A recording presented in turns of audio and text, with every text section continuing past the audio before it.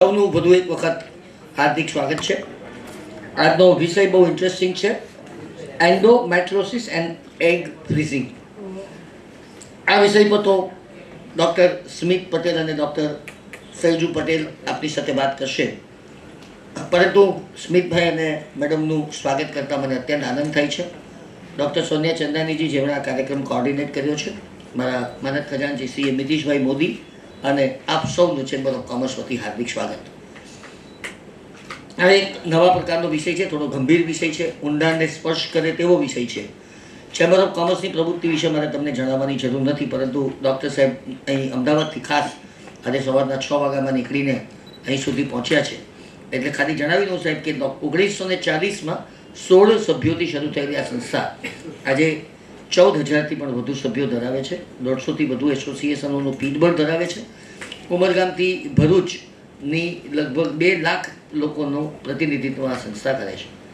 એના જે 5 main pillar છે, એમાં 300થી 500 પ્રકારના કાર્યક્રમો, રોજ 1 થી 2 કાર્યક્રમો ચેમ્બર ઓફ કોમર્સમાં થાય છે. એનો એકમાત્ર આશય અને હેતુ દક્ષિણ ગુજરાતનો કોઈ પણ ઉદ્યોગપતિ કોઈ પણ પ્રકારના જ્ઞાનથી વંચિત નહીં રહી જાય, એ અમે જોઈએ છીએ. નંબર 2, 15થી વધુ એક્ઝિબિશન્સ કરીએ છીએ. અત્યારે પણ અમારું એક એક્ઝિબિશન સરસાણા ખાતે ચાલી રહ્યું છે, EPE, electronic, renewable energy, power અને ઇલેક્ટ્રોનિક્સ. અમારી ત્રીજી પ્રવૃત્તિ, સરકાર સાથે સતત અમે વાટાઘાટો કરીને સમસ્યાના સમાધાનમાં ખૂબ મોટી ભૂમિકા ભજવીએ છીએ. નંબર 4, અમે ઇન્ટરનેશનલિઝમમાં લગભગ 84 કન્ટ્રીઝ સાથે સીધા સંપર્ક ધરાવીએ છીએ અને દક્ષિણ ગુજરાતના ઉદ્યોગપતિને વિદેશની અંદર શું તકો છે તેને વિશે સતત જ્ઞાન આપતા રહીએ છીએ. અને 5મું, કોર્પોરેટ સોશિયલ રિસ્પોન્સિબિલિટી, જેના ભાગરૂપે આ કાર્યક્રમનું આયોજન દર રવિવારે થતું હોય છે.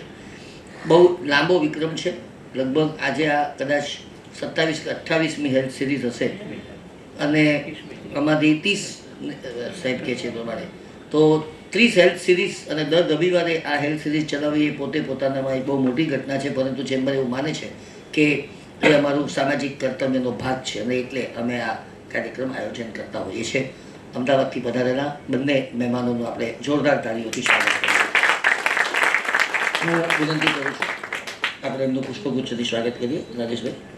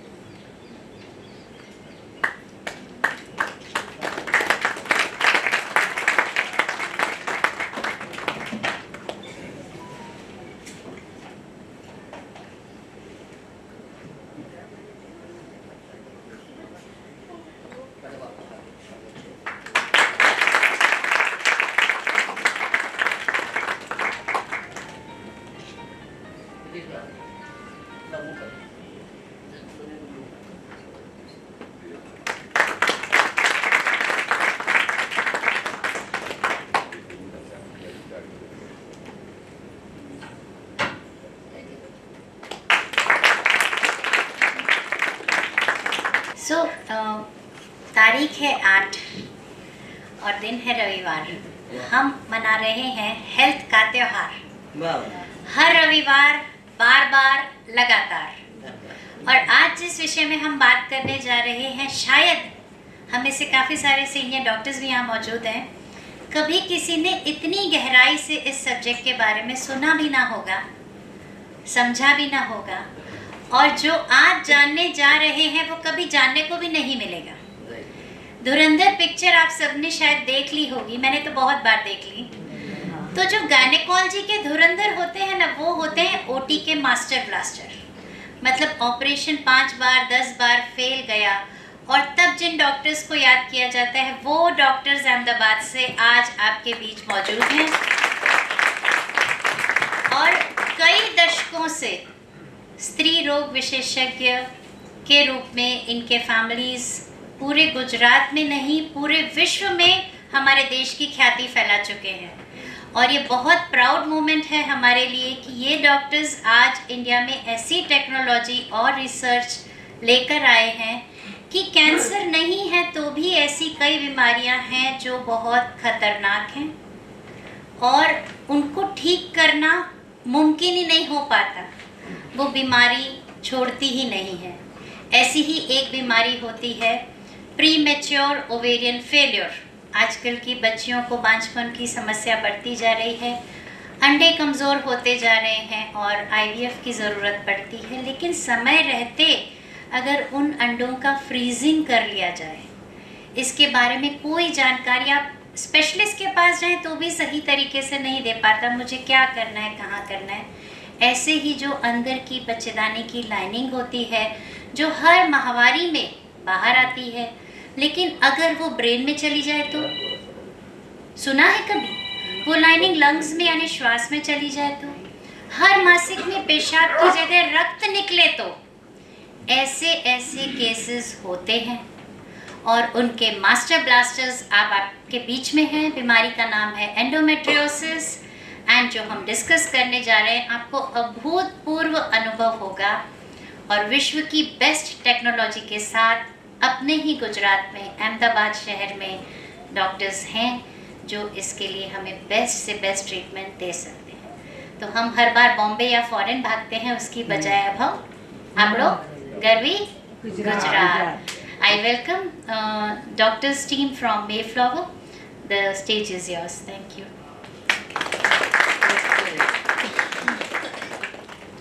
મિતિશભાઈ મોદીને હું વક્તાનો પરિચય આપવા વિનંતી કરીશ. Good morning. ચેમ્બર ઓફ કોમર્સના પ્રમુખ શ્રી નિખિલભાઈ મદ્રાસી, આજના બંને વક્તાઓ સોનિયાબેન અને આપ સૌ સજ્જન અને સન્નારી. મારે આજે આપણા આજના મહેમાન બંને વિદ્વાન ડૉક્ટરશ્રીનો પરિચય આપવાનો છે. ડૉક્ટર સ્મિત પટેલ કે જેઓ એન્ડોમેટ્રિયોસિસ સર્જન છે. એમનો બાયોડેટા વાંચતા એવું લાગે છે કે માણસ જીવનમાં શું શું નહીં કરી શકે. એમણે જે કામ કર્યું છે તેવું લાગે છે કે કદાચ આટલી ઉંમરમાં એમણે જે ગતિએ ખ્યાતિ મેળવી છે તે ઉપરવાળાની દેન છે. તેઓ પોતે MS ઓબ્સ્ટેટ્રિક્સ એન્ડ ગાયનેકોલોજી છે અને MBBS છે. એમણે NHL મ્યુનિસિપલ મેડિકલ કોલેજથી આ એજ્યુકેશનલ ડિગ્રી એમણે મેળવી છે. ઘણું બધું કહ્યું છે પણ હું ટૂંકમાં એવું કહીશ કે તેઓ જુનિયર ડૉક્ટર્સ એસોસિએશન ગુજરાતના પ્રેસિડેન્ટ રહી ચૂક્યા છે. જુનિયર ડૉક્ટર્સ નેટવર્ક ઇન્ડિયાના એવો ફાઉન્ડિંગ મેમ્બર છે. એન્ડોમેટ્રિયોસિસ વીકલી ન્યૂઝ લેટર એના એ ફાઉન્ડર છે. એમણે શરૂ કરેલું છે જેના લગભગ 45,000 કરતાં પણ વધારે સબસ્ક્રાઈબર્સ છે અને 33% પણ વધારે એનો ઓપન રેટ છે. તેઓ નેશનલ અને ઇન્ટરનેશનલ કોન્ફરન્સીસના ફેકલ્ટી તરીકે સેવા આપી રહ્યા છે. તેઓ મેફ્લાવર વુમન્સ હોસ્પિટલના ડિરેક્ટર છે, જેઓ માને છે કે સર્જિકલ એક્સપિરિયન્સ, ઇનોવેશન અને કમ્પેશનથી આપણે વુમન્સની હેલ્થ કેરને આપણે રીડિફાઇન કરી શકીએ, એટલે એમાં આપણે સુધારો લાવી શકીએ છીએ, જે આપણા દેશ માટે ખૂબ જ જરૂરી છે. આવા ખૂબ જ વિદ્વાન અને પોતાના ક્ષેત્રમાં નિષ્ણાત એવા ડૉક્ટર સ્મિત પટેલ આપણી સાથે છે. તો આપણે એમને આવકારીને તાળીથી વધાવી લઈએ. એવા જ બીજા એક ડૉક્ટર આપણી સાથે છે, doctor Saiju Patel. She is a specialist in infertility, obstetrics and cesarean sections, known for her precision in surgical procedures and advanced techniques. એમનામાં એક આવડત છે કે જે એક કોમ્પ્રિહેન્સિવ કેર સ્ત્રી માટે જરૂરી છે એનું કાઉન્સેલિંગ શરૂઆતથી માંડીને એન્ડ સુધી એમની પાસે આ સ્કિલ છે કે જે કંઈ પણ તમારી તકલીફો હોય તો તમે એમની આગળ તમે વર્ણવશો તે તકલીફનું નિરાકરણ એના ઇનિશિયલ સ્ટેજથી એન્ડ સુધી કઈ રીતે સક્સેસફુલી લઈ જવું અને દર્દીને કઈ રીતે એમાંથી રાહત અપાવવી અથવા એમાંથી એમને મુક્ત કરાવવા એ એમની માસ્ટરી છે કે જે વુમનની રિપ્રોડક્ટિવ જર્ની માટે ખૂબ જ જરૂરી છે. She also offers specialized menopausal care, supporting women with personalized treatment plans to ensure long-term well-being. Her practice combines clinical expertise with a compassionate approach focused on delivering safe, effective and empathetic care. જ્યારે આજે દેશ સ્ત્રી માટે અને women માટે આટલું વિચાર કરતી હોય અને હેલ્થ માટે સરકાર પણ વિચાર કરતી હોય તો આપણે એવું માનીએ છીએ કે આજે ચેમ્બરના પ્લેટફોર્મ પર આપણને એક સારા વક્તા મળ્યા છે આ વિષય પર આપની સાથે ચર્ચા કરવા માટે. તો આપણે એમને પણ આવકારીએ અને તાળીથી વધાવી લઈએ. Thank you very much. Thank you મિલિંદભાઈ. Over to doctor Smit Patel. પહેલાં તો આપ સૌને થોડી રાહ દેખાડી એની માટે ખૂબ ખૂબ સોરી અમારા તરફથી. થોડો ટ્રાફિક વધારે હતો અમે જે એનું લીધું હતું એના કરતાં. At the onset I would like to thank the Gujarat chamber of commerce Surat વિભાગ એન્ડ ઇન્ડસ્ટ્રીઝ, પ્રેસિડેન્ટ શ્રી અને ટ્રેઝરર શ્રી કે અમને આ ઓપોર્ચ્યુનિટી આપવામાં આવી.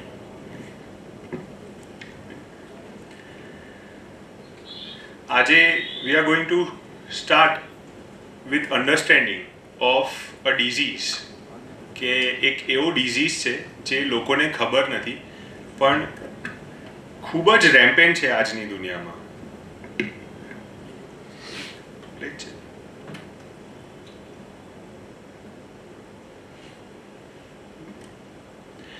અને એ ડિઝીઝ એવો છે જેનું નામ છે એન્ડોમેટ્રિયોસિસ.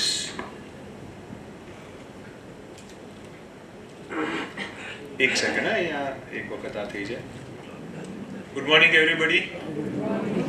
બસ હવે જે ટેકનિકલ ગ્લિચીસ હતા એ બધા થઈ ગયા છે. સંભળાય છે બરાબર બધા હવે?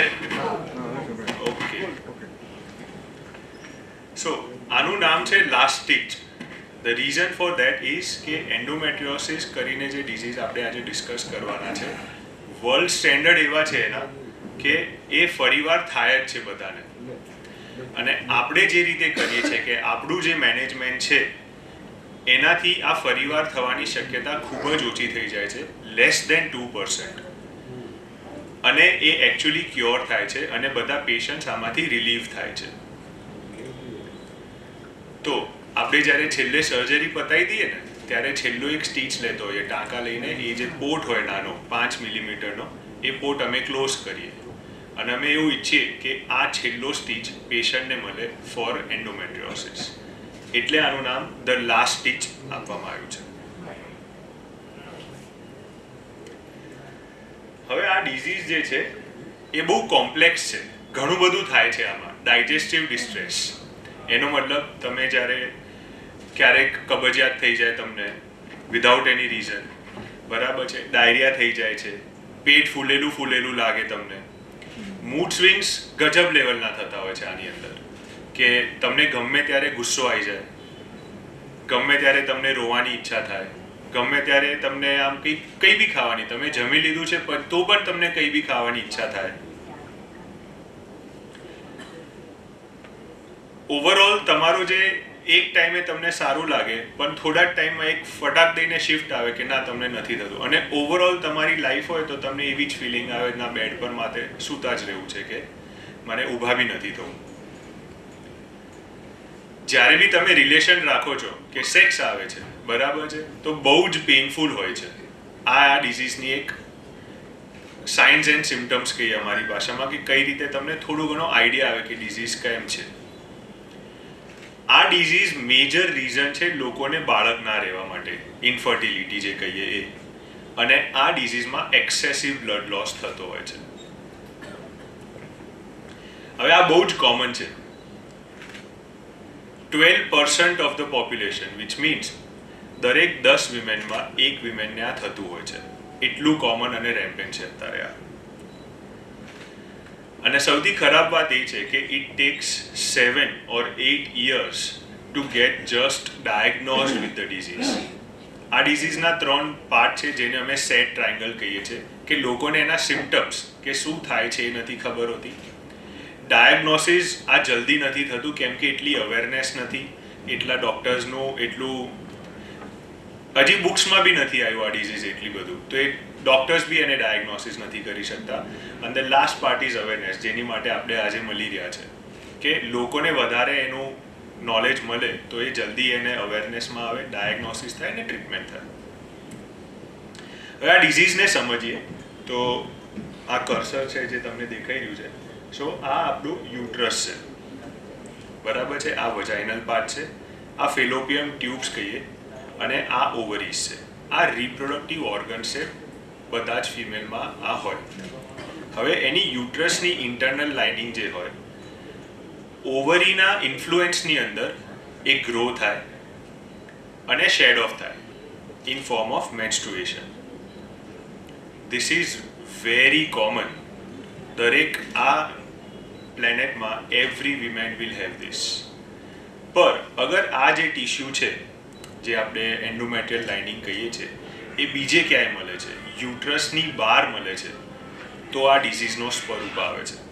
હવે આ ડિઝીઝ કોમનલી ક્યાં થાય છે કે યુટ્રસ, આ જે કાળા કાળા સ્પોટ્સ છે ને એ જનરલી એ ડિઝીઝ થાય. અને આ જે છે એક લેપ્રોસ્કોપિક વ્યૂ છે આપણી બોડીની અંદર કે આ યુટ્રસ છે તો એની ઉપર થાય છે, આ ઓવરી છે તો એની ઉપર થાય છે, આ ફેલોપિયન ટ્યુબ છે એની ઉપર થાય છે. હવે મેજર ઓર્ગન સિસ્ટમ્સની વાત કરીએ તો બ્લેડર, જેની અંદર આપણે પેશાબ એની અંદર સ્ટોર થાય, એની અંદર બી આ થાય છે. આંતરડું, જે આપણે ડાયજેસ્ટિવ સિસ્ટમ છે, આપણે છેલ્લે પોટી કરીએ જે રેક્ટમનો પાર્ટ છે એની ઉપર ગ્રો થાય છે. આખો ટોરસ યુટેરિનસ, આ જે આખો પાર્ટ છે એની ઉપર એ ગ્રો થાય છે. And it also grows on the ureter, જે કિડનીથી લઈને યુરિન બ્લેડર સુધી લઈ જાય. અને એની આજુબાજુ મેજર વેસલ્સ હોય આપણા બોડીની અંદર, કે પેટમાંથી વચ્ચે થઈને લેટરલ પેલ્વિસમાં જઈને અને પછી પગમાં જાય છે. એ બધી વેસલ્સ લોહી હાર્ટથી આ બધા ઓર્ગન્સ તરફ જાય અને ત્યાંથી ઓર્ગન્સથી લોહી હાર્ટ તરફ જાય. એ વેસલ્સની ઉપર બી આ ગ્રો થાય છે. હવે આ ડિઝીઝને છે ને બહુ કોમ્પ્લેક્સ અપ્રોચ જોઈએ છે. આનું ટ્રીટમેન્ટ આટલું ડિફિકલ્ટ એટલે છે કે એક માણસનું કામ નથી. આ ડિઝીઝ માટે એઝ અ પ્રાઇમરી સર્જન, એન્ડોમેટ્રિયોસિસ સર્જન જે અમે છીએ એ જોઈએ, એક જીઆઈ સર્જન જોઈએ તમારી ટીમમાં, એક યુરો સર્જન તમારી ટીમમાં જોઈએ, અ ટીમ ઓફ કાઉન્સિલર્સ જે આ ડિઝીઝને પહેલાં જોવે, સમજે, પેશન્ટને સમજાવે અને એનું મેનેજમેન્ટ ડિસાઇડ કરે. A team of fertility specialist like doctor Saiju, કે હવે ડિઝીઝ છે અને લોકોને આગળ બાળક રાખવાના છે તો એ કઈ રીતે એનું મેનેજમેન્ટ ને પ્રોટોકોલ હોવો જોઈએ. એ ઉપરાંત આ ડિઝીઝના લીધે બહુ જ સાયકોલોજીકલ ડિસઓર્ડર્સ આવે છે વિમેનની અંદર, તો એક સાયકોલોજીક કાઉન્સિલર બી જોઈએ. અને તમે ટ્રીટમેન્ટ આપી દીધી તો બી આપણા બોડીમાં રિમોડલિંગ પ્રોસેસ ચાલુ ને ચાલુ જ હોય છે. બીકોઝ ઓફ ધેટ તમને પોસ્ટ ઓપરેટિવ બી રિહેબિલિટેશન કેર કે પેલ્વિક ફ્લોર રિજુવિનેશન કહીએ છીએ, એ બી બહુ જ જરૂરી છે. હવે આ ડિઝીઝને ટ્રીટ કઈ રીતે થાય છે બેઝિકલી, કે પહેલાં તો ડાયગ્નોસિસ કરવાનું એનું, પછી એનું મેપિંગ આવે અને આપણે એને કાઢી દઈએ છીએ. અ કમ્પ્લીટ પેરી ઓપરેટિવ અને મલ્ટીડિસિપ્લિનરી અપ્રોચ, કે મેં તમને આટલા બધા નામ કીધા, આટલા બધા ડૉક્ટરોની ટીમ જોઈએ ત્યારે જઈને આ ડિઝીઝને આપણે એડ્રેસ જ કરીએ છીએ. હવે આટલા રેડિકલ અને અગ્રેસિવ થઈએ પણ એની સાથે આપણે એ બી ધ્યાન રાખવાનું છે કે human body needs two be very conservative. એટલે એવા રેડિકલ નથી થવાનું કે જેના લીધે કોઈ બી એનેટોમી ઓલ્ટરિંગ પ્રોસિજર થાય છે કોઈનાની અંદર. પણ સાથે એટલું બી ધ્યાન રાખવાનું છે કે ઈચ એન્ડ આટલા મેજર ઓર્ગન સિસ્ટમ આપણે જોયા જ્યાં જ્યાં ડિઝીઝ થાય છે ત્યાંથી બી આપણે કાઢી દઈએ એને. હવે આને ટ્રીટમેન્ટના મેઇન મોટો જે કહીએ આપણે, ધ ફર્સ્ટ એમ ઇઝ કે પેન થાય છે વિમેનને, પેશન્ટ્સને એના લીધે ખૂબ જ પેન હોય છે, એ પેનને આપણે ઓછું કરીએ. નાની બરાબર કે નિયર નોર્મલ લાઈફની લેવલ પર એ પેનને આપણે લાવી દઈએ. ક્વોલિટી ઓફ લાઈફ, તમે તમારા ઘરના કામમાં ધ્યાન ના રાખી શકો, તમે જોબ કરો છો બરાબર છે, તો તો તમે તમારા પ્રોફેશનમાં ધ્યાન નથી રાખી શકતા. અગર ફેમિલી છે તમારું તો તમે ફેમિલી અફેર્સને ધ્યાન નથી આપતા. બાળક છે તમારું તો બાળકના અપબ્રિંગિંગ, સ્કૂલ એને ધ્યાન નથી આપી શકતા. ઓવરઓલ તમારી ક્વોલિટી ઓફ લાઈફ ખૂબ જ ખરાબ થઈ જાય છે because of this disease. Third thing we want is કે આ તમને ફરીવાર ના થાય. હવે વર્લ્ડ રિકરન્સ રેટ છે ને બહુ જ વધારે છે, 20 થી 70% છે, બટ આપણો 1.8% છે. એ કઈ રીતે થાય છે? That is what we are going to discuss today. અને ફર્ટિલિટી, જેટલા બી લોકોને આ ડિઝીઝ છે વિમેનમાં અને એમને આગળ ફર્ટિલિટી જોઈએ છે, જેની માટે ફર્ટિલિટી એન્હાન્સિંગ સર્જરી થાય છે, એ બધામાં અગર આઉટપુટ ફર્ટિલિટીનું જોઈએ તો near 50% of the population on home we operate, એ લોકોને નેચરલ પ્રેગ્નન્સી રહી જાય છે. આપણે કોઈ અગ્રેસિવ ART કે IVFની ટ્રીટમેન્ટની જરૂર નથી પડતી. જે રહી જાય છે બીજા 50%, એમાંથી 50% લોકોને IVFની ટ્રીટમેન્ટમાં પહેલા જ સાયકલમાં એને પોઝિટિવ સાયકલમાં રિસ્પોન્સ મળી જાય છે, which means 75 to 76% of people having this disease, they carry pregnancy in the first cycle or naturally. હવે આને અપ્રોચ કઈ રીતે કરવાનું કે કોઈ બી આટલું ગ્રોસ ડિઝીઝ હોય ને તો પહેલી વસ્તુ છે લોકોને સમજાવવા. આટલા important organs, 5 system of our body are involve. એવું બહુ જ ઓછા ડિઝીઝ છે આપણા બોડીના જેમાં 5 સિસ્ટમ ઇન્વોલ્વ હોય છે. પહેલી સિસ્ટમ જે રિપ્રોડક્ટિવ ઓર્ગન્સની હોય છે, યુટ્રસ, ઓવરીઝ, ફેલોપિયન ટ્યુબ્સની. બીજું સિસ્ટમ જનાઇટો યુરિનરી ટ્રેક્ટ, આખી કિડનીની સિસ્ટમ. એ યુરેટરને અને બ્લેડર પર ક્રોસ ઇન્વોલ્વમેન્ટ કરે છે. ત્રીજું સિસ્ટમ આપણી જે આંતરડાની સિસ્ટમ છે, જેને GI ટ્રેક્ટ કહીએ, એને અફેક્ટ કરે છે આ. બરાબર છે. ચોથું સિસ્ટમ આપણે જે વાત થઈ કે મેજર વેસલ્સ પેરામેટ્રિયમ પર હવે ગ્રો થાય છે, તો કાર્ડિયોવાસ્ક્યુલર સિસ્ટમને અફેક્ટ કરે છે. અને પાંચમું સિસ્ટમ, આ એરિયામાં દેર આર ઇમ્પોર્ટન્ટ નર્વ્સ. એમાંનું એક નર્વ છે હાઇપોગેસ્ટ્રિક નર્વ, જે આંતરડા અને બ્લેડરનો કંટ્રોલ ડિફાઇન કરે છે કે હવે તમે કોન્ટ્રાક્ટ થાઓ, હવે રિલેક્સ થાઓ, એની મોટિલિટી.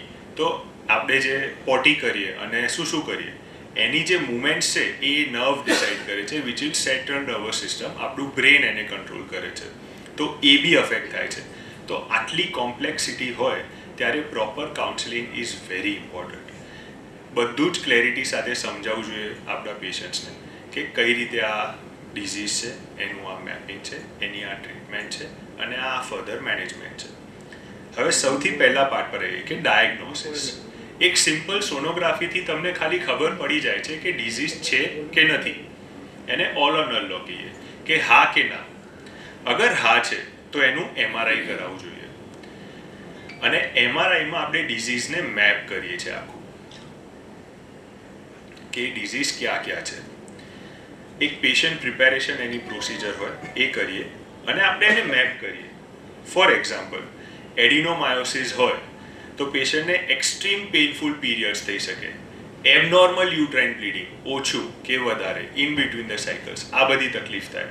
તો એને મેપ કરવું પડે કે એન્ટિરિયર એસ્પેક્ટમાં છે, પોસ્ટિરિયર એસ્પેક્ટમાં છે કે પછી આખું સિસ્ટિક કલેક્શન છે. એન્ડોમેટ્રિયોમાં કે યુટ્રસની પાછળ જઈને બંને ઓવરીઝ ચોંટી ગઈ છે અલોંગ વિથ ધ કોલોન. બરાબર, તો એને ફ્રોઝન પેલ્વિસ કહીએ. પણ હવે ઓવરીને તમે સર્જરી કરો તો કાઢી તો નથી દેવાની. તો આનાથી મેપ થાય છે કે કેટલો part of the ovary is involve, કેટલો નથી. ફોર એક્ઝામ્પલ અહીંયા લઈએ તો દેર આર 2 માસીસ. અહીંયા એ 2 માસની વચ્ચે જે કોટેક્સ એરિયા છે વિચ લુક્સ હેલ્ધી, તો જ્યારે બી કોઈ સર્જન એને સર્જરી કરે છે તો એને બચાવવાનો ટ્રાય કરવો જોઈએ, ના તો એને કાઢી દેવું જોઈએ. ઓવેરિયન એન્ડોમેટ્રિયોસિસ જ્યારે બી હોય છે તો HPA એક્સિસ ડિસઓર્ડર આવે છે. આપણે વાત કરી હતી હમણાં સ્ટાર્ટિંગમાં કે બહુ જ બધું મૂડ સ્વિંગ્સ આવે છે, તમારા હોર્મોનલ એબનોર્મલિટી આવે છે, ઇન્સ્યુલિન રેઝિસ્ટન્સ વધી જાય છે, થોડું તમારે સેન્ટ્રલ ઓબેસિટી, પેટ ફૂલેલું લાગે, થાઇરોઇડની થોડી ઘણી પ્રોબ્લેમ્સ આવે છે. અને ઇન્ફર્ટિલિટી કે તમારા એગ્સના ક્વોલિટી એટલા ખરાબ થઈ જાય છે કે તમને પ્રેગ્નન્સી જ નથી રહેતી. આપણે MRIમાં ટિશ્યુનું મોર્ફોલોજી બી જોતા હોઈએ છીએ. અને પછી મેજર ઓર્ગન્સ, જે આપણે ડિસ્કસ કર્યું કે મેજર ઓર્ગન્સને કઈ રીતે ઇન્વોલ્વ કરે છે. જેમ કે બ્લેડરમાં એનું સિરોઝાલ ઇન્વોલ્વમેન્ટ છે કે મસ્ક્યુલારિસ ઇન્વોલ્વમેન્ટ છે. યુરેટર એ પેશાબની નળીને આખી દબાઈ દે છે, એની ઉપર ગ્રો થાય છે, તો એને મેપ કરવું પડે કે ક્યાં છે ને ક્યાં નથી એ ડિઝીઝ. વજાઇનલ ઇન્વોલ્વમેન્ટ થાય છે, તમે જ્યારે બી રિલેશન રાખો છો ને ખૂબ જ પેઇન થાય છે તો એ વજાઇનલ ઇન્વોલ્વમેન્ટનું એ નોટ છે. અને આંતરડા પર કઈ રીતે ઇન્વોલ્વ છે, એનું સર્કમફરન્શિયલ આંતરડાની ઉપર કેટલું છે, અંદર કેટલું ગયું છે, કેટલું લાંબુ છે, એ બધું આપણે જોતા હોઈએ છીએ. ઘણા બધા લોકોને આ લંબોસેક્રલ ટ્રંકમાં જાય કે એટલે સાયટિકા કરીને તમે સાંભળ્યું હશે કે તમને પગમાં દુખાવો થાય છે, બરાબર છે, તમારા થાઇસ પર, તમારા ગ્લુટ્સ પર, અને એ પેઇન તમને થાય છે. એના જેવું પેઇન બી આ ડિઝીઝના લીધે થઈ શકે છે. હવે પહેલી વસ્તુ છે કે સૌથી પહેલાં આપણે જેમ ડિઝીઝ કર્યું કે એને પ્રોપર મેપ કરો, જે મેપિંગ કરું પછી એને સર્જરી જોવાનું છે અને પછી આપણે એના આઉટપુટ ડિસાઇડ કરીએ છીએ. જેમ આપણે ડિસ્કસ કર્યું કે સૌથી પહેલાં એની સિવિયરિટી ઓફ ધ ડિઝીઝ, એનું ઇન્ટરવેન્શન, એની કન્સેન્ટ લેવામાં આવે અને પછી we go towards the care of the patient. હવે આ જે વાત થઈ કે કેર પર આવીએ, મેનેજમેન્ટ પર આવીએ. મેનેજમેન્ટમાં સૌથી ઇમ્પોર્ટન્ટ છે કે તમે કઈ કઈ ટાઈપની સર્જરી કરો છો અને એ કયા કયા પાર્ટ્સમાંથી કાઢો છો, બરાબર છે. કે બટરફ્લાય પેરિટોનેક્ટોમી, એડિનોમાયોમેક્ટોમી, બોવેલ સર્જરીઝ, યુરેટ્રિક સર્જરીઝ ને એ બધું. હું બહુ સર્જરીમાં ડીપ નથી જઈ રહ્યો અત્યારે, કેમ કે મારે કોઈને ડરાવવા નથી, એટલે હું આ પાર્ટ ફટાફટ જવા દઉં છું. આ બધા સર્જરીના એના વિડીયોઝ હશે. એક વસ્તુ અમે ખાસ જોતા હોઈએ છીએ જે આવી સર્જરીઝમાં હોય છે કે સાલ્પિંગોસ્કોપી. અમે નળીની અંદર જઈને જોઈએ છે કે નળીની કાર્યક્ષમતા કેવી છે. આ સર્જરી થઈ ગઈ પછી નેચરલ પ્રેગ્નન્સી રહેવાની છે કે નથી રહેવાની, તો એની અંદર જઈને જોઈએ કે એની કાર્યક્ષમતા કેવી છે. અને એમાં અગર 0 to 1 કે 2 સુધી હોય તો એની કાર્યક્ષમતા બહુ જ સારી કહેવાય, which means the patient can carry natural pregnancy. પર અગર એ ખરાબ થઈ ગઈ હોય તો એને નેચરલ પ્રેગ્નન્સી રહેવામાં ખૂબ જ પ્રોબ્લેમ આવે. એક મી પ્રોટોકોલ છે કે આવા જે પેશન્ટ હોય જેને એન્ડોમેટ્રિયોસિસ હોય એ પેશન્ટમાં તમે આને કઈ રીતે અપ્રોચ કરો જેનાથી બેસ્ટ આઉટપુટ મળે એ ડૉક્ટર સૈજુ લેવાના છે આગળ. સો હું એને બહુ ડિસ્કસ નથી કરવાનો. એક મને આ પદ મળ્યો હતો કે તમે ગુજરાત ચેમ્બર ઓફ કોમર્સમાં આવો અને કંઈક નવું થઈ રહ્યું છે વર્લ્ડમાં એને તમે બતાવો, આપણે બધાને નોન કરીએ. સો અમારી ગ્રુપ ઓફ કંપનીઝમાંથી જ એક અમારું નવું એક આ સ્ટાર્ટઅપ છે and we are launching with medical equipments make in India. આપણા જ ગુજરાતમાં ચાંગોદર કરીને અમદાવાદની નજીકમાં છે, ત્યાં આગળ આ બને છે. એમાં સૌથી ઇમ્પોર્ટન્ટ વસ્તુ એ છે કે એક જોન્સન એન્ડ જોન્સન કરીને કંપની છે તમને વર્લ્ડમાં, બરાબર છે. We are the second company on this planet to make this probe, the curved probe. And એની ખાસિયત એ છે કે આ જે નીચેનો ભાગ જે છે આનો એ 1 સેકન્ડમાં 55,000 વાર ઓસિલેટ થાય છે. એનો મતલબ કે 1 સેકન્ડમાં 55,000 વાર જ્યારે ઓસિલેટ થાય તો તમે એક જ પ્રોબથી તમે એને કટ કરી શકો, કાપી શકો, એને કોએગ્યુલેટ એટલે એને જોઈન્ટ કરીને બાળી શકીએ, એને ટ્રાન્ઝેક્ટ કરી શકો, ઓટોમીઝ કરી શકો, કેવિટેશનલ ઇફેક્ટ આવે. This is the highest standard of technology for surgery right now in the world. જે હવે આપણે મેક ઇન ઇન્ડિયા અહીંયા જ બને છે અને અહીંયાથી આપણે વી are going to give it to the world. એના જનરેટર્સ છે. હવે આની બેસ્ટ ખાસિયત એ છે કે જે મલ્ટીનેશનલ કોર્પોરેશન્સ છે જોન્સન એન્ડ જોન્સન, એ આ એક પ્રોબની કિંમત એ લોકો 50,000ની આસપાસ રાખે છે. When we make in India, અને ઇન્ડિયા એક ઇમર્જિંગ માર્કેટ છે, નવું માર્કેટ છે, ડેવલપિંગ કન્ટ્રી છે આપણે, તો આપણાને કોસ્ટ સેન્સિટિવ ખૂબ જ જરૂરી છે. કે ફોર એક્ઝામ્પલ આપણે સિવિલ હોસ્પિટલમાં જઈએ તો આપણાને આ ટેકનોલોજી અવેલેબલ નથી, જેનાથી આપણા પેશન્ટ્સ જે અફોર્ડ નથી કરી શકતા એ લોકોને આ ટેકનોલોજી નથી મળતી. So for them we have made this. અને આપણે એવો ટ્રાય કરીએ છીએ બિકોઝ ઓફ રિયુઝિબિલિટી એની કોસ્ટ પર surgery comes less than 1,000 rupees. જે કોસ્ટ તમારી 50,000 હતી હવે 1,000થી નીચે આવી ગઈ છે. આ અમારા એના જનરેટર છે. અને આ બીજા ઇન્સ્ટ્રુમેન્ટ છે જે ક્લિપ્સ છે, ટ્રાન્સડ્યુસર છે, સ્ટરાટ છે, જે હવે આવવાના છે. આપણે જે આજે ડિસ્કસ કર્યું એન્ડોમેટ્રિયોસિસ પર, એનું ડિઝીઝ પર, તમે મેઇન એમ અમારો એ હતો કે તમે એ ડિઝીઝને સમજો. એ સમજે તો આપણે આજુબાજુવાળા લોકોને આવા કંઈ સાઇન સિમ્ટમ્સ હોય તો તમે કહી શકો કે ના તમને આવું થયું છે, કદાચ એવું લાગે છે, આ નોર્મલ વસ્તુ નથી, આને નોર્મલન્સી પર ના લઈ જાઓ તમે. બરાબર છે, આ સહન કરવું નોર્મલ નથી લાઈફમાં. તો પ્લીઝ ગો અને get yourself check by a good practitioner. એક સારા ગાયનેકોલોજિસ્ટ હોય, તમે એમની જોડે જાઓ તો તમે ચેક થઈ શકો છો અને તમે આ ડિઝીઝનું નિદાન મળી શકે છે આજના જમાનામાં. આની માટે વધારે કોઈને કંઈ જાણવું હોય તો આ એક ન્યૂઝ લેટર છે, તમે એને સ્કેન કરો તો એમાં તમને દર વીકમાં we give our knowledge out to the world. Thank you very much everybody.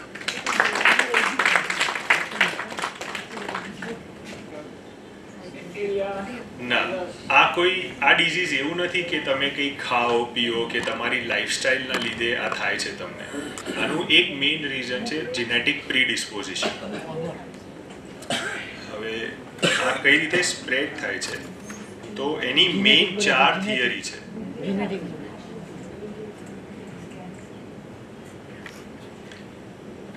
હવે એ 4 થિયરીમાંથી હું તમને થોડું સમજાવવાનું ટ્રાય કરું કે આ જે એન્ડોમેટ્રિયલ સેલ્સ છે, આ વાળા સેલ્સ જે બીજી જગ્યાએ મળે છે, એટલે બેઝિકલી એક આ નોર્મલ ટિશ્યુ જ છે. બરાબર, તો એ જ્યાં બી એ જાય છે બીજી કોઈ જગ્યાએ, ઇન્સ્ટેડ ઓફ યુટ્રસ બીજે ક્યાંય જતું રહે છે, તો એના લીધે એને કઈ રીતે થાય છે. બરાબર, તો ફર્સ્ટ પોઈન્ટ છે કે એ વેસલ્સ, જે બ્લડ વેસલ્સ હોય એમાંથી એ પાસ થઈને એ બીજી કોઈ જગ્યાએ ત્યાં ડિપોઝિટ થાય છે. એવી જ રીતે આપણા બોડીમાં એક લિમ્ફેટિક ચેનલ્સ હોય, તો એ લિમ્ફેટિક ચેનલ્સના થ્રુ એ એક જગ્યાએથી બીજી જગ્યાએ પહોંચી જાય છે. ત્રીજું એક રીઝન એવું છે કે જ્યારે બી આપણે નાના હોઈએ, મધર્સ વૂમમાં હોઈએ, તો ત્યાં આગળ 3 લેયરમાંથી આપણું બોડીનું ડેવલપમેન્ટ થાય. એ 3 લેયરથી દરેક ઓર્ગન બને છે અને there is something call development of the genital tract, જે ઉપર હોય આપણા પેટમાં અને ધીરે ધીરે એ નીચે પેલ્વિસમાં આવે જ્યારે ફીટલ ગ્રોથ એનું થતું હોય છે. તો એ જ્યારે નીચે આવતું હોય છે ત્યાં આગળ એના જે એન્ડોમેટ્રિયલ લેયર જે હોય એના ટિશ્યુ ત્યાં રહી જતા હોય, તો એના લીધે ત્યાં આગળ એ ગ્રો થવાનું ચાલુ કરે છે.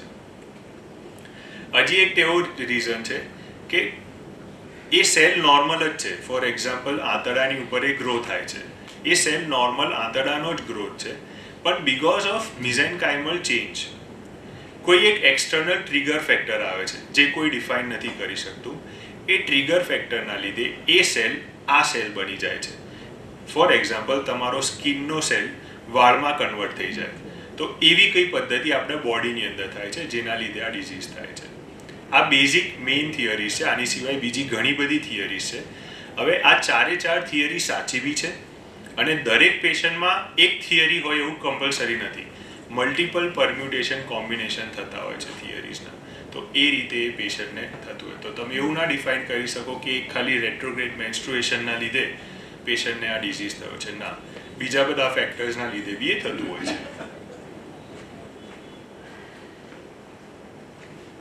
જોન્સન એન્ડ જોન્સન કંપનીનું જે ઇન્સ્ટ્રુમેન્ટ 50,000નું મળે એવું તમે કહો છો, તો હવે 1,000માં મળે આપના મેક ઇન ઇન્ડિયાનું સાધન છે? હા, આપણે ઇન્ડિયામાં જ બનાવીએ છીએ અહીંયા. કારણ કે જોન્સનના કેટલાક ઇન્સ્ટ્રુમેન્ટો સાહેબ ફેલ ગયેલા છે, હું હમણાં થોડા વખત પેલા અખબારમાં આવેલું હતું. એ ફેલ નથી થયેલા, એ એક મલ્ટીનેશનલ કોર્પોરેશન છે. બરાબર છે. હવે એ જે ઇન્સ્ટ્રુમેન્ટ લાવે છે એ કરન્ટલી આપણા દેશ માટે વપરાય કે ના વપરાય. ફોર એક્ઝામ્પલ, હિપ રિપ્લેસમેન્ટની વાત કરીએ, બરાબર છે, તો એ કંપની પહેલી હતી જે હિપ રિપ્લેસમેન્ટના સારામાં સારા નીઝ લઈને આવી હતી, પણ એ સસ્ટેનેબલ જ નથી આપણા દેશ માટે. એટલા રૂપિયા બધા જોડે છે કે નીઝ નાખી શકીએ, પણ એનો મતલબ એવું તો નથી ને કે આપણા દેશમાં બધાને નીઝ ના મળવા જોઈએ. આપણે એક ડેવલપિંગ કન્ટ્રી હોઈએ તો આપણે કોસ્ટ ઇફેક્ટિવનેસ બહુ જ જરૂરી છે આપણા દેશમાં. તો એની માટે આપણે ઇનોવેશન્સમાં પડવું પડે. ફોર એક્ઝામ્પલ જોન્સનનું જે ડિવાઇસ છે બરાબર, એનાને અમારામાં શું કર્યું છે અમે કે એનું જે હેન્ડલ હોય એ હેન્ડલ અને ટ્રાન્સડ્યુસર કોમન રાખ્યું છે. એનો ખાલી શાફ્ટ બદલી દેવાનો. અગર તમે સર્જરી કરી, એ સર્જરી તમારે વપરાઈ ગયો, નંબર ઓફ સર્જરીઝ થઈ ગઈ છે, તો પછી એ તમે ખાલી શાફ્ટ બદલી દો. તો એ શાફ્ટ બદલવાનું ને બીજું બધું કોન્સ્ટન્ટ રહેવાના લીધે આની કોસ્ટ ઓછી થઈ જાય છે. તો આપણે એ R&D કર્યું, એ રિસર્ચ કરી અને હવે આપણે બહાર આવી રહ્યા છે.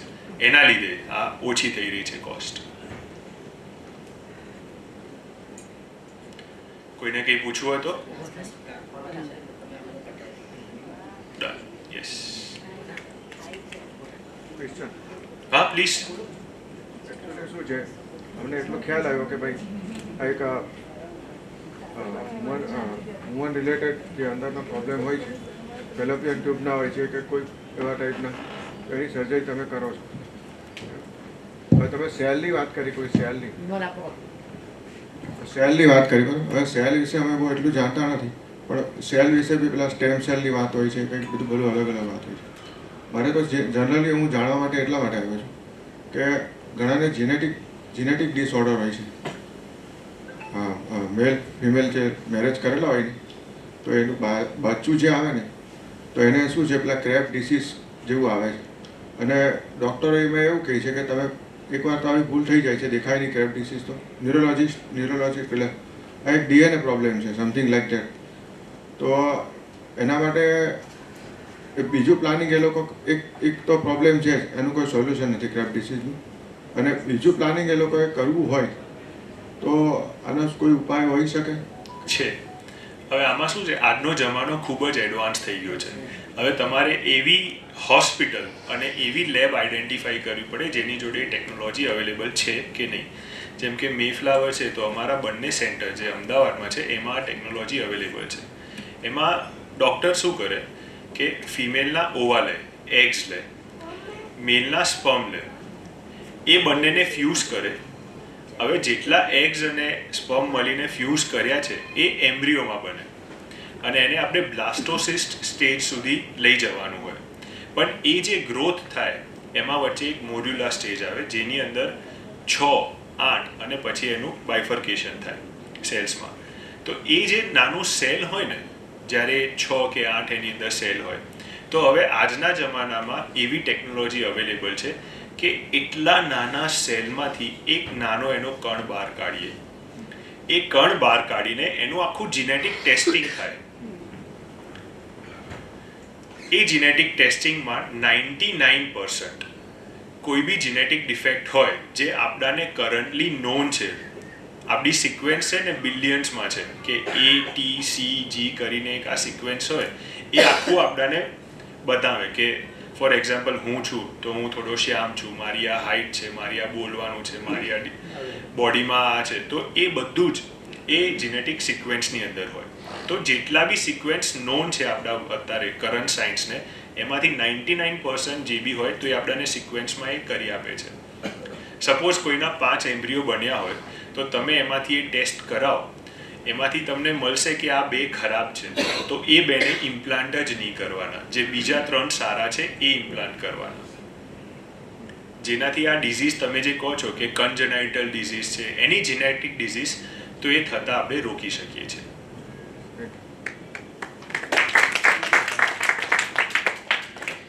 Thank you very much everybody. So good afternoon. 12 વાગી ગયા છે, સોરી, ગુડ મોર્નિંગથી ગુડ આફ્ટરનૂન થઈ ગયું છે આપણું. Thank you for Bing here. So fertility preservation, આપણે અહીંયા એ વાત નથી કરવાના કે પ્રેગ્નન્સી કઈ રીતે રહે, આપણે અહીંયા એ વાત કરવાના છીએ કે પ્રેગ્નન્સી ના રહે એના પહેલાં આપણે શું એને હેલ્પ કરી શકીએ. ઠીક છે. સો મેડિસિન જનરલી બધાની જાન બચાવે, પણ બી પ્રેશર એ એક ચોઇસ હોવી જોઈએ, લોકોને અવેરનેસ હોવી જોઈએ વસ્તુની. સો આપણે આ વાત કેમ કરી રહ્યા છીએ આજે? You might know social media પર બધા એક્ટર્સ, એક્ટ્રેસીસ એ બધા એગ ફ્રીઝ કરાવડાવે છે, તમે જોયું હશે. એ શું હોય? That is a kind of social fertility egg preservation.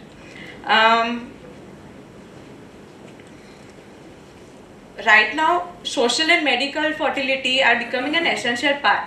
એનું રીઝન એવું છે કે female they are working as a male, equivalent to a male, not as a male though. Females અત્યારે કરિયરમાં બી આગળ જઈ રહ્યા છે, એ લોકો મેરેજ બી લેટ કરે છે, they want to settle in their career, they want to earn, but એ વસ્તુમાં females tend to forget that biological clock એમની જે હોય છે એ સ્ટોપ થઈ જાય છે after few years. So here we are going to talk about that. We are not just saving lives, but we are saving their possibilities right now. So what is social egg freezing? Egg freezing is something કે જે female આપણે એમના egg અત્યારની એજમાં preserve કરી શકીએ.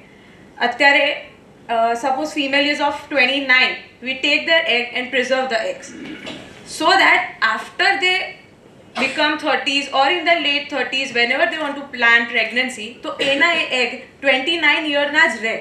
સમજ્યા તમે?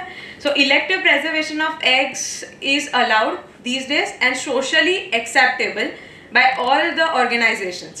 જે મેડિકલ ઓર્ગેનાઇઝેશન્સ હોય છે એ રહ્યા. એગ ફ્રીઝિંગ એવું નથી કહેતું કે તમે મધરહુડ ના ચૂઝ કરો, એ એવું કહે છે તમે મધરહુડ તમારા ટાઈમ પર ચૂઝ કરો.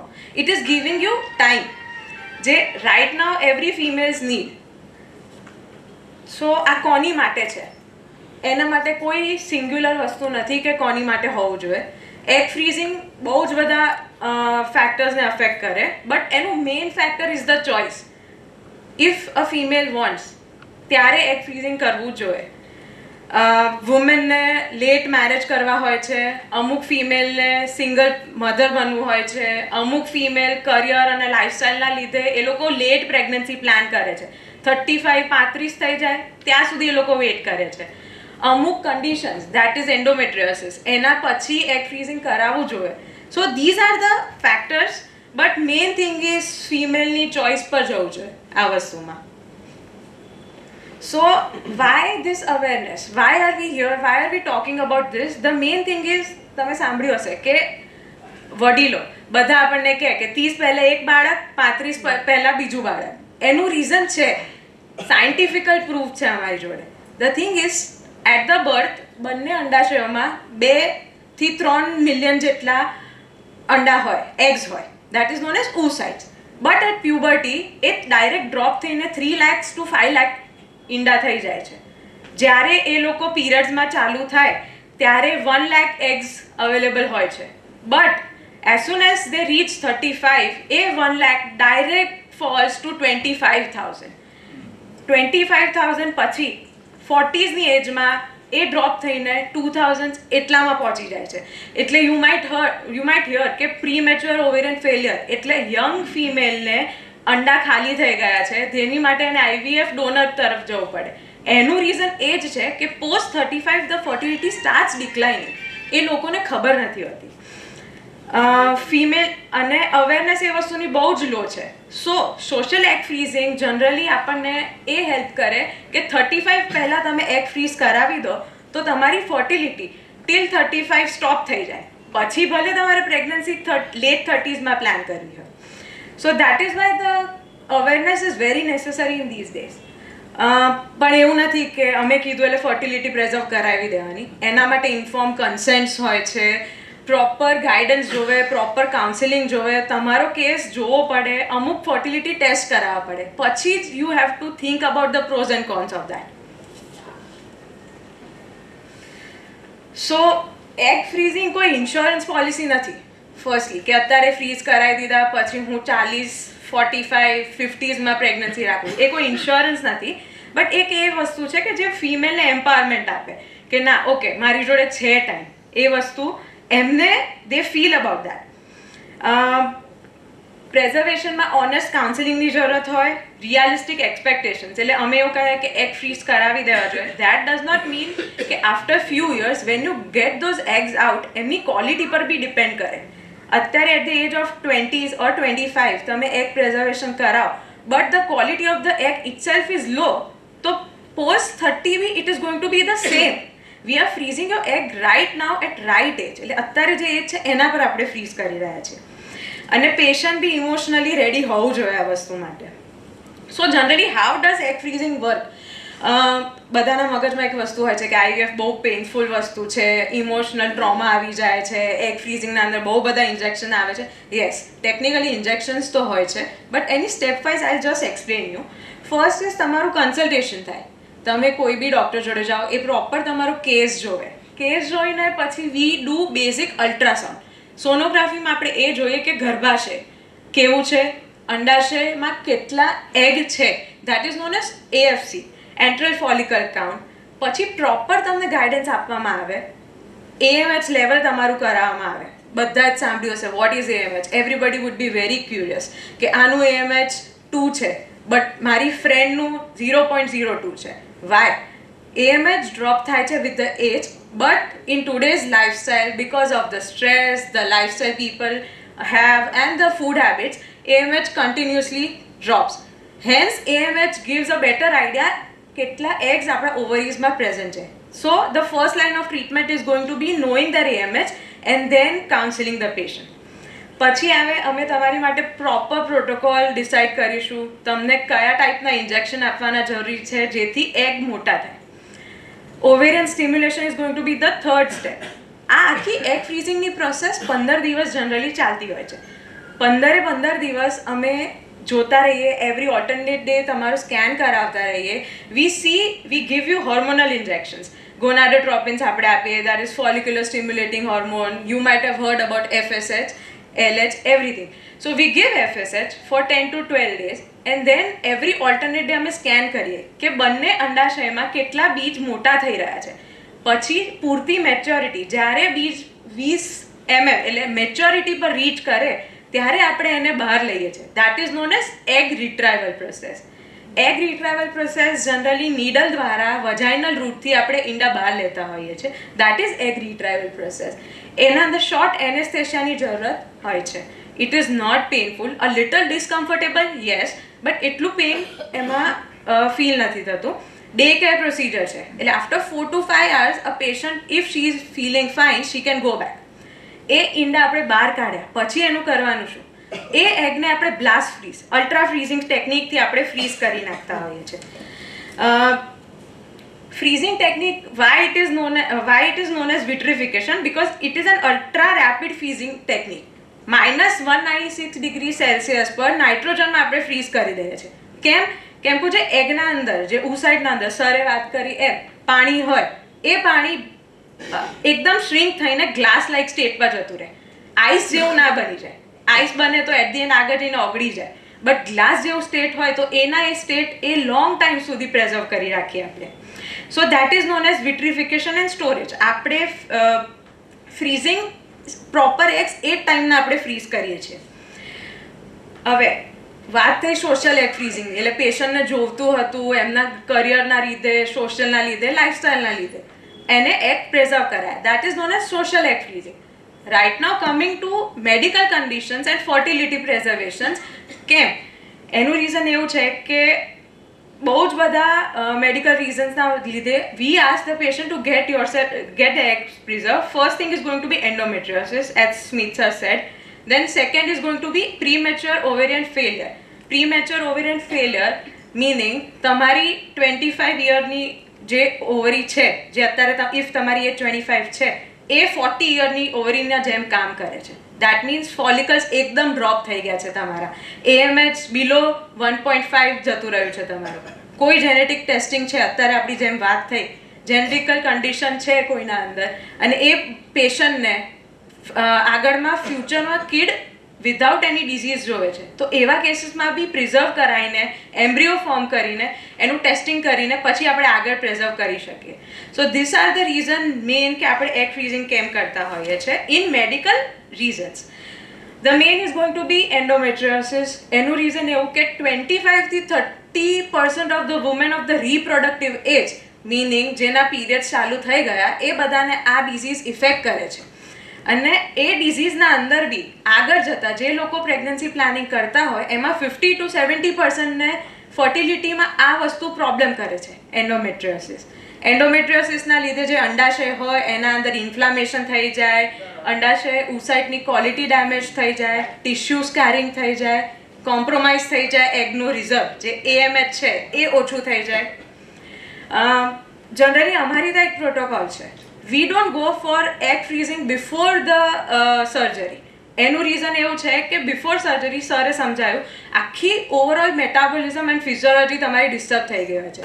વી go for freezing of the eggs after the endometriosis surgery. એનું રીઝન એવું છે કે સર્જરી જે નાનાથી નાના એન્ડોમેટ્રિયોસિસના કણ હોય છે, લીઝન્સ હોય છે, ઇન્ફ્લામેશન્સ હોય છે, એ બધાને સર્જરી કાઢી દે. Hence we get an improved egg quality and healthier environment for the egg to mature inside the body. Uterus proper, ovary proper, post surgery recovery સારી હોય. દેટ ઇઝ ધ રીઝન આપણે એગ ક્વોલિટી બી સારી થઈ શકે. Enhance ovarian function થતું હોય છે. રિસ્ટોર્ડ સર્જરી પછી આપણે નોર્મલ ઓવેરી જેવું જે એન્ડોમેટ્રિયોટિક ચોકલેટ સિસ નીકાળી દઈએ એટલે ઓવેરી પાછી એના બેક ટુ નોર્મલ સ્ટેટ પર આવી જાય. જ્યારે એ નોર્મલ સ્ટેટ પર આવે ત્યારે સ્ટિમ્યુલેટેડ ડ્રગ્સ જે આપણે હોર્મોન્સ આપતા હોય છે એ એના પર સારી રીતે ઇફેક્ટ કરી શકે. એટલે સર્જરી પછી જ એગ ફ્રીઝ કરાવવા જોઈએ. This is the Me protocol. So here we do the surgery, then we regulate the body. Down regulation of the body meaning we give some drugs or injectables. જેનાથી તમારા periods માસિક બંધ થઈ જાય. સરની તમે વાત સાંભળી, એન્ડોમેટ્રિયોસિસ માસિક ચાલુ હોય એટલે એ રિકરન્સ થતું રહે છે. બટ એને સ્ટોપ કરવા બે વસ્તુ થઈ શકે. ઈધર તમે માસિક આવતો source that is the uterus એ કઢાવી નાખો, નહીં તો સેકન્ડ થિંગ માસિક થોડા લોંગ ટાઈમ સુધી બંધ કરી નાખીએ. So down regulation is a thing જેમાં આપણે માસિક લોંગ ટાઈમ સુધી બંધ કરી રાખીએ છીએ. દેન મિનિમમ 3 to 6 months માસિક બંધ થઈ જાય. માસિક બંધ થઈને ફરીથી ચાલુ થાય ત્યારે radical approach for the pregnancy. એનું રીઝન એવું 2 થી 3 મહિનામાં જો પ્રેગ્નન્સી રહી ગઈ અને પાછા પ્રેગ્નન્સીના 9 month વિધાઉટ પીરિયડ આપણને મળ્યા તો પછી આ એન્ડોમેટ્રિયોસિસનું ડિઝીઝ રિકરન્સ થતાં બંધ થાય છે. પ્રેગ્નન્સી રહી ગઈ પછી પાછું તમે ધવડાવો, લેક્ટેશન થાય, that is known as lactation amenorrhoea. એના અંદર બી પીરિયડ બંધ થયા એટલે પાછો આપણને 9 મહિનાનો ટાઈમ મળી ગયો. આશરે આપણને 1.5 થી 2 years પીરિયડ ફ્રી મળે છે a female. So the recurrence does not happen. Hence our recurrence rate is generally 1.8, not more than that. So at Mayflower we generally want to give patient the best care. એમની માટે personalise stimulation protocol અમે બનાવતા હોઈએ છીએ. અમુક લોકોને એન્ડોમેટ્રિયોસિસ પછી multiple cycle 1 થી 2 વાર એગ ફ્રીઝિંગ કરાવવા જોઈએ. એનું રીઝન એવું, ફર્સ્ટ સાયકલમાં કદાચ 4 થી 5 એગ્સ મળે, બીજી સાયકલમાં વધુ મળે. એમ કરીને we can pool the eggs. Egg pooling આપણે કરી શકતા હોઈએ છીએ. એન્ડ પોસ્ટ સર્જરી એન્ડોમેટ્રિયોસિસ પ્રોટોકોલમાં વી ગીવ એગ ફ્રીઝિંગ તો તમે કરાવો, પણ તેની સાથે સાથે you try for natural pregnancy. Because આપણી સર્જરી જેટલી સારી રીતે થઈ હોય, આપણને ખબર છે કે આપણી ટ્યુબ્સ ઓપન છે, તો why not give it a natural try as well. So we focus both on fertility preservation and natural conception. I know this is a little boring, but this is where we want to give the awareness. અમારી સાઈડથી અમારે કહેવું છે કે please go for this emotional support આપો તમારા ડોટર્સને, daughter in લોને, જે લોકો who want to go for this egg freezing. Don't judge them. Just ask them what is the reason. જાઓ તમે એમના સાથે and you will know કે એમને શેની જરૂરત છે અને કેમ એમને કરાવવું છે. Here we give 10 years of expertise. We have a team for endometriosis, egg freezing, IVF, everything. And we have a dedicated cryopreservation team. Post egg freezing, generally the survival rate we have is 95% survival. પછી egg બહાર કાઢીને આપણે જ્યારે વીર્યના કણો જોડે, that is sperm જોડે બનાવીને પછી એમ્બ્રિયો બનાવીએ, એ ફર્ટિલાઇઝેશન રેટ બી 85% છે. અને એ 85% માંથી ઓલમોસ્ટ 72 to 85 લોકો, 85% લોકો પ્રેગ્નન્સી રાખીને પછી બાળકને ઘરે લઈ જઈ શકે.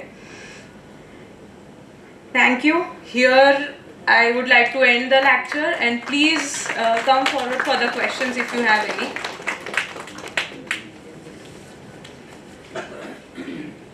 Yes. How much cost?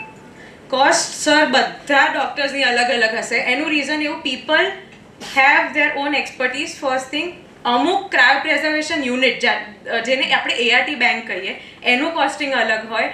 અને થર્ડ થિંગ ઇઝ બધાના ઇન્જેક્શન. અમુક લોકો યુએસએના ઇન્જેક્શન્સ વાપરે, અમુક લોકો અહીંયાના સસ્તા ઇન્જેક્શન વાપરે, but the approximate cost in India specifically in Gujarat is going to be 80,000 to 1 lakh with the injections, not without the injection, the whole treatment.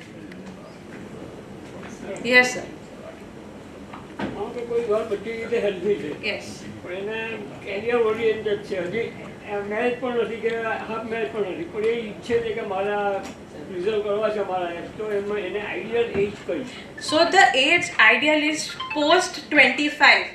But અમારી સાથે as a doctor, even I am a female, I would like to ask કે 26, 27, 28 and early 30s till 32 આટલી એજમાં કરાવશે તો પછી best quality અમે કરી શકીશું, બેસ્ટ ક્વોલિટીના એગ્સ અમને મળશે. તમે કહેશો કે 35 પછી મારે એગ ફ્રીઝ કરાવડાવવા છે પણ રિઝલ્ટ કેમ ના મળ્યું મને આગળ જઈ, એનું રીઝન એવું છે કે ક્વોલિટી જ સારી નથી, તો એ ડૉક્ટરના હાથમાં બી નથી. So it is going to be late 20s to early 30s sir.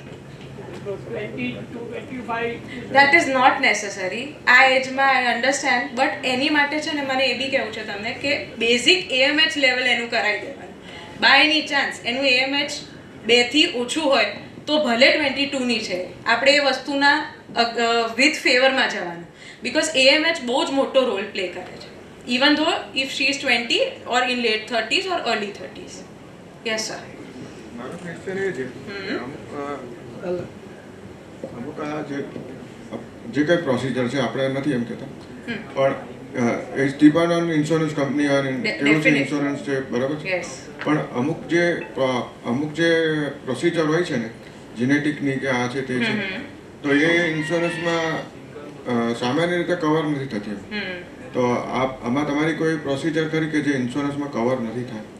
Sir એ તમારે તમારી ઇન્સ્યોરન્સ કંપની જોડે વાત કરવી પડશે.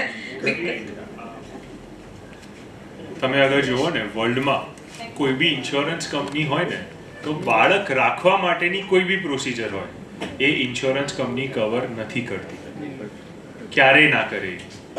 એ ઇન્સ્યોરન્સ પોલિસી, એ લોકોનો ધંધો શું છે કે તમારી જોડેથી પૈસા લે કે 100 રૂપિયા કરીને લે, અને ક્યારેક તમને ફ્યુચરમાં જરૂર પડે તો તમને પૈસા પાછા આપે. આ ઇન્સ્યોરન્સનો બિઝનેસ મોડલ છે, મોડસ ઓપરેન્ડી કહેવાય એને.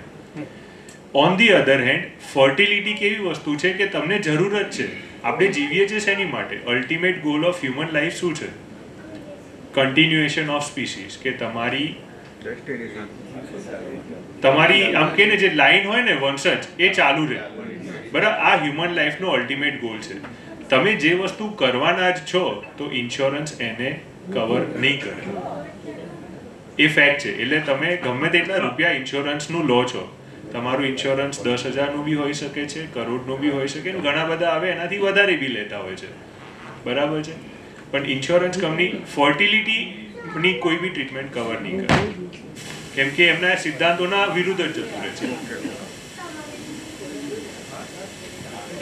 हेलो, सो आपने अभी जो प्राइस के बारे में बताया, that was for the egg freezing in social conditions as well, right? Yeah. So 80,000 to 1 lakh was per year cost or like? So the thing is, the whole process, meaning તમે હોસ્પિટલમાં આવો છો, તમારું checkup થાય છે, egg આપણે બહાર કાઢીએ છીએ, એ એગનું જે લેબ કોસ્ટ છે, સર્જિકલ કોસ્ટ છે, એ બધું એમાં આવે. ફ્રીઝિંગ ચાર્જીસ તો એ ઇન્સ્ટિટ્યૂટ પર ડિપેન્ડ કરે કે એમને એક ટ્યુબના અંદર કેટલા એમ્બ્રિયો મૂકવા છે, અને એ એક ટ્યુબનો 1 વર્ષનો ખર્ચો એ દર ઇન્સ્ટિટ્યૂટનો અલગ અલગ હોય, એ આપણને ના ખબર હોય. That is a generalise term. એટલે you can specify, you can ask the specific institute for that. So is there any approximate or average cost? There is no average, but generally one test tube is around 15 to 25,000 per year. One test tube. એટલે એક test ટ્યુબના અંદર ભલે 2 એ લોકો egg મૂક્યા કે 4 મૂક્યા કે 5 મૂક્યા, એ હવે ઇન્સ્ટિટ્યુશન પર ડિપેન્ડ કરે. તો સ્મિતભાઈ અને મેડમે ખૂબ સુંદર માર્ગદર્શન આપ્યું. થોડો અઘરો વિષય હતો, પણ અઘરા વિષયને ન્યાય આપવો અને ખૂબ સરળ ભાષાની અંદર સ્પષ્ટ રીતે સમજાવીને લોકોના હૃદય સુધી પહોંચવું એ કળા છે, અને એ કળા બંને જણાએ હસ્તગત કરી છે. આપણે જોરદાર તાળીઓથી સ્વાગત કરીએ, આભાર માનીએ. ચેમ્બર ઓફ કોમર્સ ઓફિસર, આપનો ખૂબ ખૂબ આભાર. મેમ, આપનો પણ ખૂબ ખૂબ આભાર. આપ સૌ અહીં મોટી સંખ્યામાં ઉપસ્થિત રહ્યા. આપનો પણ આભાર. ધન્યવાદ. અહીં આ કાર્યક્રમ સમાપ્ત થાય છે.